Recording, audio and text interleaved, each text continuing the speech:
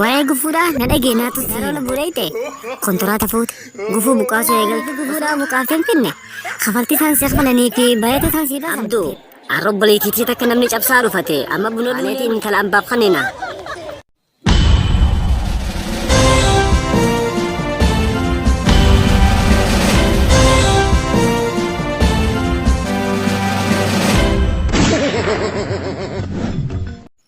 Badhaasa biroomaan kaween si gaafa daame jimaan keenya rakkishe loojiin keenya rakkiste berbireen keenya rakkiste mee kam tana yaabo beelaan dhumurra keefira daroola buudheenee gufuu kontiraata fuunee dalaganna.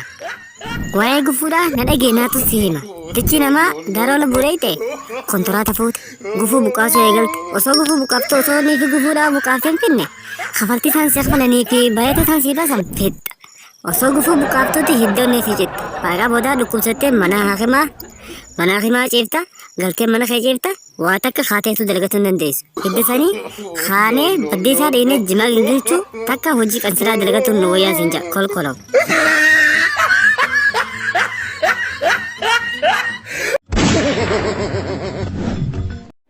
Abduu arrobboleetiitii takka namni cabsaa dhufate amma buna dhuuneemi kaygaanuun kaaneetiin intala ambaaf kannina. Adeera kiyya waan siin jedhu dhagaye kaaneen manguddoo dheena manguddoo gizee dheeni. Gurbaan keessan amma dura nu arrabsee jira intala teenya hanga araara kafaltanii hin kaninuu jennaan isaanuu intala teenya bareedduu laalan shaa nama jettu tana isaanuu hin dhiisanii araara ni kafalan gizee araara nuu kannan intala boris ni kananeenneeti magaalaa dheenee huccuu shaafi goone deebinee intala baafnaaf hin sinjaa billaa aleek akkana gaa aboo maal jettisa rabbi sidaa toote kolkoloo hayi araan tana gurbaa keessan nu arrabseennee hojii baay'ooniif araara gaafanne. Ay rabbi siyoom sidaattu ammaasisi gurbaan kee tokko ka'ee yoonii fi gartee intala isaanii cabsaa dhege isaanis akkuma nuti arraan tana dura dhaabbannetti guyyaa san nu dura dhaabbatutu mal asumarratti hujjazaan nu gala jechuudha. Wanni kanaan taatu rabbi siyoom haa sodaannu nuti uummata musliimaati uummanni musliimaa haraam nyaaturraa if qusatuudha qaba. Miyyoonis heeruma geesse gurbaanis fuudha gahe walitti kannina rabbi haa sodaannu.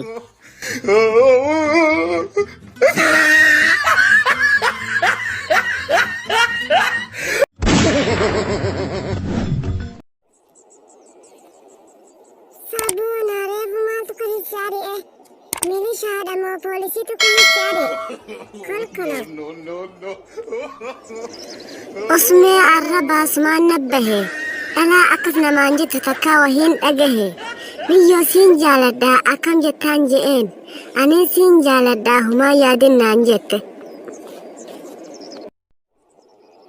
achi booda hoo dubaree akkam siin jette akkana naan jette waan naan fuutu maallaqa hangam takka qabda guyyaa jedha keenyaa korbayyee shan qalta haadha abbaa kiyyaa fi adaadaa kiyyaa fi haboowwan kiyya hunda huccuu ni uwwifta anis marrinka naa bittaa marrinkaa san keessaa ta'a akkaan qaalii haaf janiitu huccuun qaaliin jirti sannaaf bitta kolkolow. haadha abbaan dubraa aadaa ulfaattuu tana yoo rabbi siraatan dhiisu yookaan nuti dubra warra aadaa kana firraatti dhiifnaa dubartiin isaanii haamaanuma tutteessu.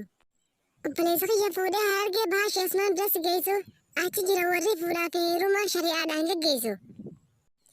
Ana ammoo bilii shari'aa sirrittiin qabadha jallaabiyaas niin uffadhaa quraanaas niin qara'aa takka xiyyaa kana ammoo lafatti hin dhiisina. Yeroo fuudhaa fi heerumaa dhalaan haaf nama bichisiisuun jireenyi qaalee kana daranuu qaaleessu. Kolkolow.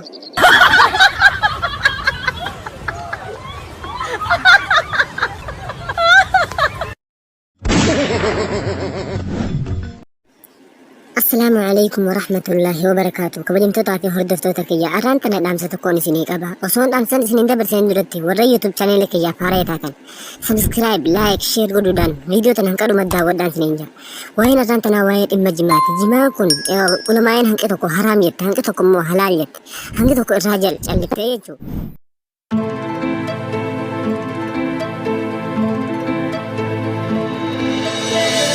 Khilaafiyaa eega masaalaa khilaafaa eega kataatu taate maal goonaa uummanni keenya gartee beelee hidhuma uummanni kun kafarsha dhugu jiru ni jira maal goonaa gartee uummanni keenya karaa argee beelaan dhumu jira rakkoo hamtuu keessa jiru waan ta'eef eega rakkoon tun akkanaa kataatu taate nuti gartee maal goonaa uummanni mootummaadhaa eeganiif nurra ciisee saba keenya kan eega qabu jiru kataatu taate uummati jimaa sana eega karra ciisu kataatu taate isaan mootummaa wajjin uummata kanarratti hin dullu jimaan isaanii haa ol ka'uu fi isaan bira dhaabannee sagalee isaanii wajji ta'uu qabna. Hanqanuma viidiyoo tan waan daawwattaniif galatoomaa teenkiyuu. Wassalaamu alaikum warahmatullahi wabarakatuh.